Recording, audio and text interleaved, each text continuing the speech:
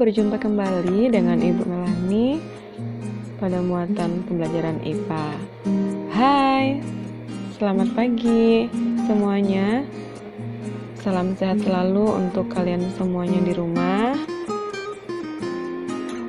Selamat belajar di rumah dan tetap semangat. Jangan lupa tetap menerapkan protokol kesehatan dalam beraktivitas. Oke anak-anak, sebelum kita melanjutkan pembelajaran kita kali ini, jangan lupa berdoa dulu ya, supaya Tuhan memampukan kalian semua agar dapat memahami materi pembelajaran IPA kali ini. Amin. Nah anak-anak, untuk muatan pelajaran IPA kelas 5 kali ini ada di tema 6 tentang panas dan perpindahannya. KD 3.6 menerapkan konsep perpindahan dan pengaruh kalor dalam kehidupan sehari-hari. Materi yang akan kita bahas, yang pertama, pengaruh panas terhadap benda, yang kedua, perpindahan panas, di mana sebelumnya kita sudah membahas tentang pengertian suhu dan kalor, kemudian tentang sumber energi panas dan manfaat dari sumber energi panas dalam kehidupan sehari-hari. Nah, Ibu ingatkan kembali, apa sih pengertian dari suhu? Suhu adalah derajat panas suatu benda. Kemudian untuk panas atau kalor itu sendiri adalah salah satu bentuk energi yang dimiliki oleh suatu benda yang dapat berpindah dari benda yang memiliki suhu tinggi ke benda yang memiliki suhu rendah. Nah, dalam hal ini kita akan mempelajari materi kita hari ini tentang pengaruh panas terhadap benda dan perpindahan panas itu sendiri. Nah, anak-anak, perlu diketahui bahwa benda dapat mengalami perubahan jika diberi panas atau kehilangan panas. Pengaruh panas terhadap benda terdiri atas dua istilah. Yang pertama, pemuaian. Pemuaian adalah bertambahnya ukuran atau volume suatu benda karena menerima atau menyerap panas. Kedua, penyusutan. Penyusutan adalah berkurangnya ukuran atau volume suatu benda karena melepas panas. Nah, dalam kehidupan sehari-hari ada beberapa benda yang dapat mengalami pemuaian dan penyusutan karena adanya kalor atau panas. Yang pertama adalah pemasangan bingkai jendela. Nah, jadi anak-anak, pemasangan jendela seperti ini biasanya sengaja diberikan celah pada kusen atau bingkai jendela agar pada saat terjadi peningkatan suhu, kaca jendela yang mengalami pemuaian tidak pecah karena akan mengisi celah-celah yang sudah disediakan pada bingkai. Kemudian yang kedua adalah gelas kaca. Nah, gelas kaca akan mengalami pemuaian jika diisi air panas secara tiba-tiba, dan jika pemuaiannya tidak merata, maka gelas tersebut akan pecah. Jadi, terjadi pemuaian ini dikarenakan terjadi peningkatan suhu yang diakibatkan gelas kaca ini menyerap panas atau kalor dari air panas ini. Oleh sebab itu, biasanya sering kita untuk mengatasi hal tersebut, kita sebelum menuangkan air panas, kita memasukkan sendok terlebih dahulu ke dalam gelas agar tidak terjadi keretakan atau gelas tersebut pecah. Dalam hal ini, sendok membantu menyerap kalor atau panas pada air sehingga proses pemuaian panas pada gelas dapat terjadi secara merata dan gelas tersebut tidak pecah. Kemudian ban. Nah, ban ini juga dapat mengalami penyusutan dan pemuaian. Dalam hal ini, ketika mengalami peningkatan suhu, pengaruh suhu panas atau kalor dari luar yang cukup tinggi, maka udara dalam ban ini akan mengalami pemuaian yang biasanya bisa mengakibatkan ban ini meledak atau pecah. Nah, ketika mengalami penyusutan, udara dalam ban ini akan menyusut. Seringkali kita temui ban ini akan dalam keadaan kondisi kempis. Nah, biasanya sering sepeda atau motor diparkir di garasi yang berlantai porselin. Jika tidak digunakan dalam beberapa waktu yang cukup lama, dan ketika akan digunakan kembali, terlihat bannya kempis. Hal tersebut dikarenakan udara dalam ban tersebut mengalami penyusutan. Kemudian contoh berikutnya adalah pemasangan rel kereta api. Pemasangan rel kereta api yang terbuat dari baja ini dipasang dengan menyediakan celah. Celah ini berfungsi agar pada saat terjadi pemuaian, rel kereta api ini tidak membengkok atau melengkung atau bahkan patah. Nah, ketika sudah mengalami penyusutan, rel kereta api ini akan kembali seperti ini dan menyisakan celah-celah yang ada sebagai ruang pemuaian. Kemudian berikutnya adalah pemasangan kabel listrik. Nah, anak-anak boleh perhatikan bagaimana kondisi kabel listrik pada siang hari dan malam hari. Kenapa berbeda ya? Nah, kalau pada malam hari, seperti apa kondisi kabelnya? Iya, betul. Jadi pada saat malam hari, kondisi kabelnya itu terlihat seperti terik. Hal ini dikarenakan kabel tersebut mengalami penyusutan. Kemudian, pada saat siang hari, bagaimana kondisi kabel listriknya? Iya, betul. Jadi kondisi kabel listrik itu terlihat seperti mengendur. Hal ini dikarenakan kabel listrik ini mengalami pemuaian. Jadi seolah-olah memanjang. Oleh sebab itu, kabel listrik ini sengaja dibuat lebih panjang untuk mencegah terjadinya kabel putus pada saat menyusut di malam hari. Oke, berikutnya adalah termometer. Nah, yang ini adalah salah satu contohnya termometer dinding. Dalam hal ini, yang bergaris merah ini adalah cairan raksa. Cairan raksa inilah yang mengalami pemuaian dan penyusutan yang dimanfaatkan untuk mengukur suhu lingkungan sekitar. Nah, ketika mengalami pemuaian, air raksa ini akan naik. Sehingga dalam hal ini kita dapat melihat bahwa suhu dalam lingkungan tersebut naik.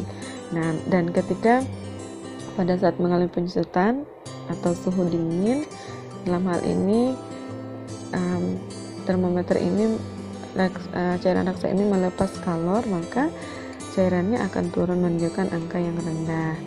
Jadi, ibu ulangi lagi, jika mengalami pemuaian, air raksanya akan naik, dan jika mengalami penyusutan, air raksanya akan turun. Dan masih banyak lagi contoh atau peristiwa dalam kehidupan sehari-hari yang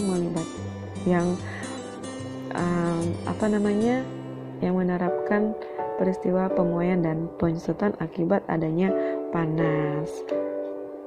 Oke anak-anak, materi berikutnya adalah tentang perpindahan panas. Jadi anak-anak, panas adalah salah satu bentuk energi yang dapat berpindah dari benda yang memiliki energi yang lebih panas ke benda yang memiliki energi yang lebih rendah. Nah, perpindahan panas ini dibedakan menjadi 3. Yang pertama adalah konduksi atau hantaran, yang kedua adalah konveksi atau aliran, yang ketiga adalah radiasi atau pancaran. Apa sih yang dimaksud dengan konduksi atau hantaran? Jadi, konduksi atau hantaran adalah perpindahan panas yang tidak diikuti oleh zat perantaranya. Yang kedua, konveksi atau aliran adalah perpindahan panas yang diikuti oleh zat perantaranya. Yang ketiga, radiasi atau pancaran adalah perpindahan panas tanpa ada zat perantara. Zat perantaranya ini anak-anak dapat berupa zat padat, cair, dan gas. Dalam hal ini, perpindahan panas secara konduksi atau hantaran dengan konveksi atau aliran, dia sama-sama menggunakan zat perantara atau melalui zat perantara, tetapi perbedaannya adalah konduksi tidak diikuti oleh zat perantaranya, sedangkan konveksi diikuti oleh zat perantaranya. Nah, untuk konduksi biasanya zat perantaranya itu bisa berupa benda padat, yang seringkali biasanya adalah logam yang dapat mengantarkan panas. Sedangkan untuk konveksi atau aliran, zat perantaranya itu biasa berupa zat cair dan gas. Sedangkan untuk radiasi tanpa ada zat perantara. Oke anak-anak, berikut adalah contoh-contoh dari peristiwa konduksi, konveksi, dan radiasi. Yang pertama adalah contoh peristiwa konduksi. 1. Contoh yang pertama, ujung batang logam akan terasa panas jika ujungnya yang lain dipanaskan, seperti pada gambar berikut. Nah, kemudian dan yang ini. Nah, sering kan memanaskan logam seperti gambar ini. Ketika kita memanaskan ujungnya, ujung yang lainnya yang kita pegang akan terasa panas. Hal ini karena energi panas itu berpindah dari bagian ujung terkena api sampai ke ujung lainnya yang kita pegang. Artinya panasnya berpindah melalui apa? Melalui benda logam ini. Nah, sama dengan sendok ini. Oke, ketika kita membuat minuman yang berisi air hangat atau panas, nah sendoknya yang harusnya bersentuhan dengan air kan bagian ini yang kita pegang ikut terasa panas karena energi panasnya berpindah. Oke, contoh yang kedua, knalpot akan panas ketika mesin motor dinyalakan. Karena mungkin ada bahkan yang terluka kakinya kena knalpot, luka bakar karena knalpot ini panas karena terjadi peristiwa konduksi perpindahan panas melalui zat perantara. Contoh yang berikutnya adalah mentega dan coklat akan meleleh ketika diletakkan di wajan yang panas.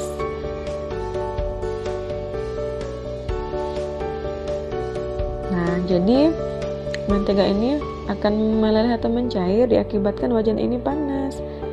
Dalam hal ini, mentega tidak langsung bersentuhan dengan api, namun yang bersentuhan dengan api itu kan wajannya terlebih dahulu, barulah menteganya yang ada di dalam wajannya. Dalam hal ini, zat perantaranya adalah wajan yang membuat mentega bisa mencair atau coklat juga bisa mencair.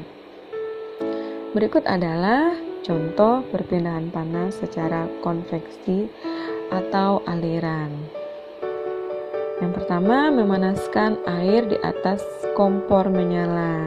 Pasti sering ya melihat mamanya di rumah atau anggota keluarga lainnya di rumah yang memasak air, atau bahkan yang sudah bisa memasak air sendiri ya. Nah, dalam peristiwa memasak air ini, memanaskan air ini terjadi secara konveksi itu pada bagian airnya ini.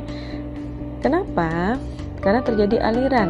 Nah, ketika kamu memanaskan air, molekul air yang ada di bawah ini akan panas terlebih dahulu. Ketika dia sudah panas, dia akan naik, bergerak menuju ke atas, dan sebaliknya dari atas akan turun ke bawah untuk mengalami pemanasan juga, dan seterusnya. Jadi di sini ada aliran. Jadi konveksi perpindahan panas yang disertai oleh zat yang diikuti oleh zat perantaranya. Ada zat perantaranya berupa air. Airnya mengalir, ada aliran atau gerakan. Oke, berikutnya adalah terjadinya angin laut pada siang hari dan terjadinya angin darat pada malam hari. Dalam hal ini ada terjadi perpindahan panas dengan zat perantara dan diikuti zat perantara tersebut. Dalam hal ini zat perantaranya kan udara atau angin. Nah, anginnya kan bergerak, ada alirannya. Nah, contohnya angin laut yang terjadi pada siang hari. Angin laut kan angin yang bertiup dari laut ke darat. Jadi aliran hembusan anginnya dari laut ke darat.